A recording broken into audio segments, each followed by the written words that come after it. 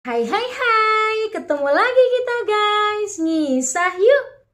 Nah guys, kali ini aku akan cerita tentang seorang yang bernama Joko lagi. Kemarin ada Joko Tarub, ada Joko Tingkir, nah sekarang kira-kira siapa ayo? Iya benar sekali, dia adalah Joko Kendil.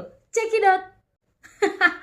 Jadi ceritanya tuh gini, ada seorang ibu, dia tuh pengen banget punya anak. Akhirnya dia berdoa sama Tuhan, dia bilang gini, Tuhan aku tuh pengen punya anak apa aja boleh, kendil pun jadi. Dan kalian tahu akhirnya Tuhan mengabulkan doanya. Dia melahirkan seorang anak berbentuk kendil. Kendilnya ini bagus, dia bentuknya bulat dan ada pegangan di sebelahnya. Tapi ibunya pasrah, dia bilang gini, gak apa-apa deh punya anak kendil, yang penting anak sendiri. Nah, Joko Kendil ini meskipun dia bentuknya bundar, dia ini pinter banget. Sampai suatu hari dia pernah mengajukan permintaan kepada ibunya, Ibu, aku mau menikah. Terus ibunya ya bengong, kamu kan kendil, masa kamu mau menikah?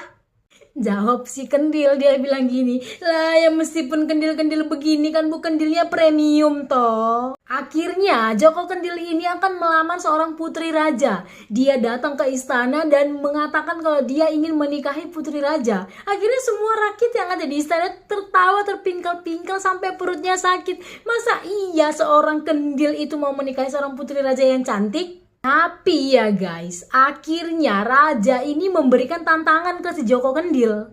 Apa coba? Komen dulu. Nah, raja itu memberikan tantangan ke si Joko Kendil untuk membawakan raja makanan yang paling enak dalam waktu 1 hari. Si Joko Kendil ini menyetujui permintaan dari raja itu. Akhirnya dia pergi ke dapur dan dia menggunakan kendilnya yang seperti panci ajaib untuk menuang makanan semua ke dalam kendilnya dan membawa makanan itu ke hadapan raja. Akhirnya raja memakan makanan itu dan merasakan makanan itu ternyata enak. Dan akhirnya rajanya memberikan restu kepada Joko Kendil. Teng tereng tereng. Asik juga jadi Joko Kendil ini ya. Nah, setelah raja memberikan restunya kepada Joko Kendil untuk menikahi putrinya, akhirnya putri raja ini juga berpikir, boleh juga nih Joko Kendil. Akhirnya mereka menikah dan di hari pernikahan, duar, Joko Kendil berubah menjadi seorang pangeran yang sangat tampan.